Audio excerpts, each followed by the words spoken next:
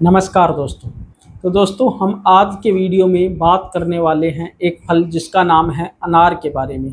तो हम आज के वीडियो में अनार की जितनी भी शास्त्रोक्त आयुर्वेद के हिसाब से जो भी बातें रस गुण वीर्य विपाक और प्रभाव, अनार के औषधि गुण, किन बीमारियों में अनार का सेवन हमें करना चाहिए, किन बीमारियों में हमें अनार का सेवन नहीं करना चाहिए और किन बीमारियों में कैसे हमें यानी कि अनार को बीमारियों को ठीक करने के लिए हमें कैसे प्रयोग करना है, किस औषधियों के साथ में मिला करके हमें अनार का उपयोग करना है, तो इसके बारे में हम आज के वीडियो में जानेंगे।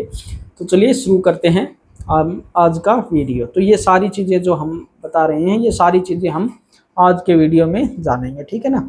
तो चलिए स्टार्ट करते हैं। सबसे पहले हम देखते हैं अनार का आयुर्वेदिक परिचय क्या है। देखिए, अनार को संस्कृत में दाड़िम, करक, दंतबीज, लोहित पुष्प आदि नामों से जाना जाता है। अनार स्वाद में 3 प्रकार का होता है। या तो बिल्कुल मीठा होगा भाई, ठीक है, बिल्कुल मीठा अनार। अमल, थोड़ा खट्टा अनार हो सकता है। मधुरी अमल यानी कि मधुर मीठा भी होगा और थोड़ा खट्टा भी, दोनों यानी कि मिश्रित गुणों से युक्त। और प्रत्येक प्रकार की गुणधर्मिता भिन्न भिन्न होती है, यानी कि मीठा हो, खट्टा हो या फिर अम्लीय जो अनार होता है, तीनों प्रकार के जो अनार होंगे, जो उनके जो गुण होंगे वो भी भिन्न भिन्न प्रकार के होंगे और भिन्न भिन्न प्रकार की बीमारियों में के हिसाब से वो यूज किए जाते हैं। सबसे पहले हम बात करते हैं मीठे अनार की। आरंभ में मीठे लेकिन अंत में कसैले होते हैं, मतलब शुरुआत में जब होगा बहुत मीठा होगा। संतर्पण यानी कि शरीर को पूर्ण तृप्त और पोषित करने वाले होते हैं, शरीर को पूर्ण तृप्त करते हैं, पोषित करने वाले होते हैं। शुक्रजनक, शुक्र को बढ़ाते हैं, वीर्य को बढ़ाते हैं। लघु, हल्के होते हैं। ग्राही यानी कि रोक के रखने वाले किसी भी चीज़ को जैसे होते हैं। स्निग्ध होते हैं यानी चिकनाई युक्त। मेदा तथा बलवर्धक, त्रिदोष नाशक यानी कि वात, पित्त, कफ सभी बीमारियों को, सभी से रिलेटेड यानी कि सभी बीमारियों को हरने वाले होते हैं। तरसा, दाह, ज्वर, हृदय तथा कंठ संबंधी रोग और मुख की दुर्गंध को दूर करने वाले होते हैं। तो इन सभी रोगों में मीठा जो अनार है वह फायदा करेगा। आगे है जो खट्टा अनार जो होगा वो अमल रसयुक्त होता है। पित्त जनक यानी कि खट्टा अनार हम खाएंगे तो पित्त की समस्याओं को बढ़ा देगा, पित्त को वह ज़्यादा बढ़ाएगा। आम, वात तथा कफ नाशक होते हैं, यानी कि वात कफ की बीमारी को कम करेगा और पित्त से रिलेटेड जितनी बीमारी हैं उसको बढ़ाएगा। कुछ मीठे तथा कुछ खट्टे अनार यानी कि मीठे और खट्टे दोनों मिलाकर के जो दोनों मिश्रित गुणों से युक्त जो अनार होगा वो अग्निदीपक यानी कि हमारी जो पाचक अग्नि है उसको बढ़ाएगा। रुचिजनक होता है, लघु होता है, किंचित पित्तकारक, थोड़ा यानी कि हल्का सा वो पित्त बढ़ा सकता है, यानी कि ज़्यादा मात्रा में ऐसे अनार को यूज नहीं करना चाहिए, लिमिट मात्रा में सेवन करेंगे तो हमारे लिए अच्छा होगा। अब दिया है अनार के संपूर्ण फल, जड़ या कांड की छाल, कांड यानी कि तने की छाल, फल की छाल एवं सवरस यानी कि उसके रस आदि का सभी का उपयोग किया जाता है औषधीय रूप में। अनार ग्राही, रोचक, रक्त शोधक एवं शीतल है। इसकी छाल अत्यंत ग्राही एवं कर्मीगन कीट यानी कि जो कीटनाशक से संबंधित कह सकते हैं हम, कर्मीगन कीड़ों को खत्म करने वाली होती है। आगे है किन व्यक्तियों को सेवन करना चाहिए अनार का। सबसे पहला है रक्ताल्पता यानी कि खून की कमी यानी कि एनीमिया से संबंधित जो रोग उसमें सेवन कर सकते हैं। विशेषकर अनार का रस लोहे की पूर्ति करता है। हृदय रोग वाले अनार का सेवन कर सकते हैं। अनार में एंटीऑक्सीडेंट होते हैं। जो एलडीएल कोलेस्ट्रॉल, जैसे कोलेस्ट्रॉल 2 प्रकार का होता है, एक तो होता है एलडीएल और एक होता है एचडीएल, ठीक है, लो डेंसिटी और हाई डेंसिटी, ठीक है। तो यानी कि जो एचडीएल होता है वो तो हमारे शरीर के लिए क्या होगा, बढ़िया, और जो एलडीएल होता है वो हमारे शरीर के लिए अच्छा नहीं होता, ठीक है। तो एलडीएल हमारे शरीर में बढ़ना नहीं चाहिए ये, और ये हमारे शरीर में बढ़ना चाहिए, ये बढ़ेगा, हमारे शरीर के लिए अच्छा होता है। तो अनार जो होगा किसको कम करता है, ये एलडीएल को ही कम करेगा, ठीक है ना, एलडीएल को कम करता है अपने आप ही। प्राकृतिक चीज़ों का यही तो फायदा है। आगे है उल्टी, जी मचलाना, वोमिटिंग यानी कि नोजिया, कटु रस के कारण, तिक्तता के कारण उल्टी में राहत प्रदान होता है। अतिसार यानी कि डायरिया, दस्त से संबंधित। कच्चा अनार या छिलके का क्वाथ यानी कि काढ़ा बनाकर के अतिसार व संघननी में लाभदायक होता है।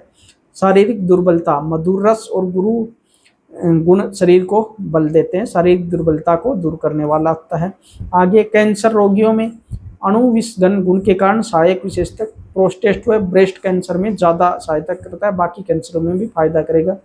समर्थी और मस्तिष्क शक्ति की कमी में, यानी कि याददाश्त वगैरह को, मस्तिष्क के लिए अच्छा होता है। रक्त संचार सुधारता है जिससे मानसिक बल बढ़ता है। पेशाब में जलन व मूत्रकर्ष में शीतल गुण के कारण मूत्र मार्ग के जलन में उपयोगी होता है। बुखार के बाद कमजोरी में शरीर को शीघ्र ऊर्जावान बनाता है। ठीक है, अब आता है किन व्यक्तियों को अनार का सेवन नहीं करना चाहिए। जैसे कफज विकार, यानी कि कफ से रिलेटेड जिनको बीमारियां हैं, कफ युक्त खांसी, जुकाम, अस्थमा में अधिक मात्रा में सेवन कफ को बढ़ा सकता है। कफ से रिलेटेड बीमारियों में सेवन नहीं करना चाहिए। कब्ज, यानी कि जिनको कॉन्स्टिपेशन होता है, अधिक सेवन से मलबद्धता हो सकती है, विशेषकर कम पानी पीने वालों में। गंभीर हाई, वैसे कब्ज को दूर भी करता अनार, वो भी अब आगे आएगा। ठीक है ना, कब्ज को दूर भी करता है। अनारदाने के जैसे गोलियां भी बनाई जाती हैं, तो उनसे कब्ज ठीक भी होती है और कब्ज को बढ़ाते। देखो, हर औषधि दोनों काम कर सकती है। बहुत सारी औषधि अलग अलग गुणों से युक्त, अलग अलग प्रकार से जब हम यूज करते हैं तो उसके अलग अलग फायदे हमें देखने को मिल सकते हैं। गंभीर हाइपोटेंशन, ठीक है, जैसे लो बीपी होगी, अनार रक्तचाप को और कम कर सकता है, यानी कि लो बीपी वालों को अनार का सेवन नहीं करना चाहिए। डायबिटीज के रोगी अनार का सेवन कर सकते हैं, लेकिन ज़्यादा मात्रा में नहीं कर सकते। ये ज़्यादा मात्रा में करेंगे तो बढ़ा सकता है। बाकी यदि फल के साथ वैसे उपयोग करेंगे तो अच्छा है। इसका रस काढ़ के करेंगे तो वो फिर अच्छा नहीं होता डायबिटीज के रोगी के लिए। वैसे अनार यूज करेंगे तो ज़्यादा नुकसान आपको नहीं होगा।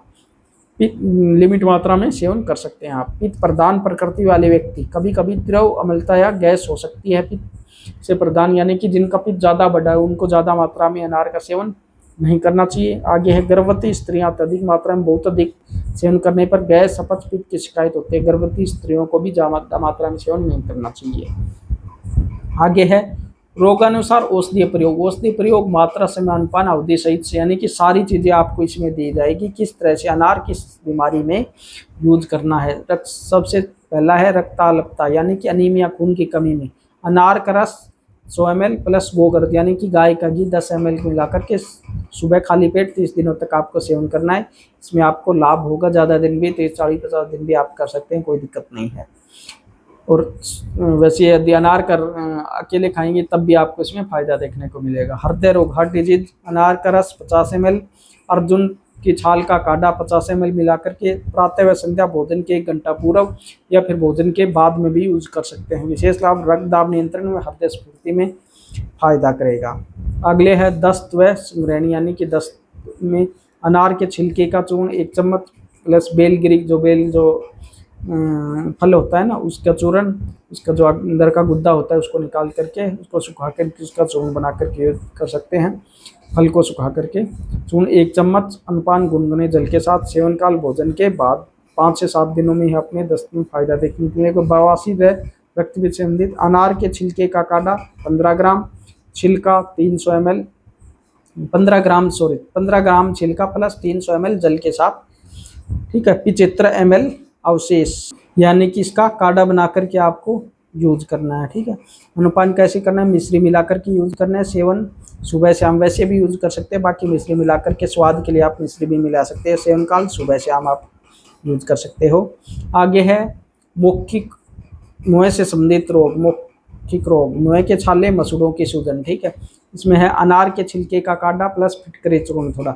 सेवन विधि है गरारे करना है, अवधि 3 से 5 दिन या फिर 7 दिन कर सकते हैं, कोई दिक्कत नहीं। नपुंसकता व धातु क्षीणता, जिनको शारीरिक कमजोरी है, धातु क्षीण हो गई है, वो भी इसका यूज कर सकते हैं। अनार बीज चूर्ण, सफेद मूसली और शतावरी का यूज कर सकते हैं। मात्रा 3 ग्राम, दूध के साथ रात्रि में 40 दिन तक।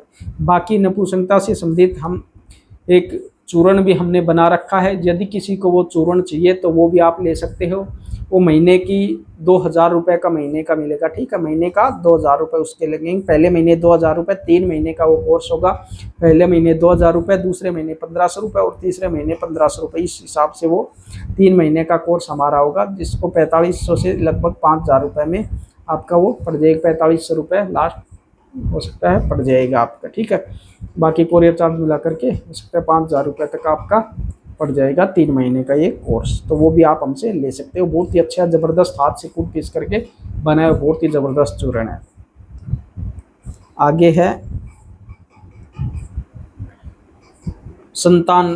संतानोत्पत्ति व शुक्र वृद्धि के लिए अनार का रस 50 मिलीग्राम प्लस अश्वगंधा चूर्ण 3 ग्राम। सेवन सुबह खाली पेट शेष लाभ शुक्र सार वृद्धि कर, शुक्र में वृद्धि करेगा, वीर्य की वृद्धि करने के लिए।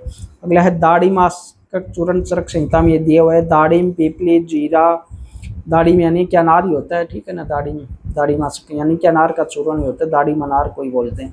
पीपली, जीरा, सौंठ, चव्या, चित्तक, संदव, इन सारों को मिलाकर के संग्रहणीय व पाचन हेतु प्रयोग कर सकते हैं। अनार द्राक्षिदा कषाय हृदय रोग पित्त दोष के लिए सिद्ध योग है। गृह नुस्खा बालकों के दस्त में 2 ग्राम अनार के छिलके का चूर्ण प्लस चुटकी भर जायफल दिन में 2 बार दे सकते हैं, ये बालकों के लिए होगा, ठीक है। ये जो यहाँ से जो ये दिए हुए हैं हमारे उसमें भी जो हमारे चरक संहिता में वगैरह से ये वहाँ भी दे रखे हैं, तो बाकी जो नुस्खे हैं वो अलग अलग बुकों में ये दिए हुए हैं। तो भाई ये तो था अनार का जो संपूर्ण जो आयुर्वेदिक शास्त्रों का आयुर्वेद के हिसाब से किस हिसाब से किस बीमारी में हम इसका प्रयोग कर सकते हैं। तो ये पूरा कंप्लीट ज्ञान हमने आयुर्वेद के जो पुराने शास्त्रों में लिखा है वो हमने आज आपको बता दिया अनार का।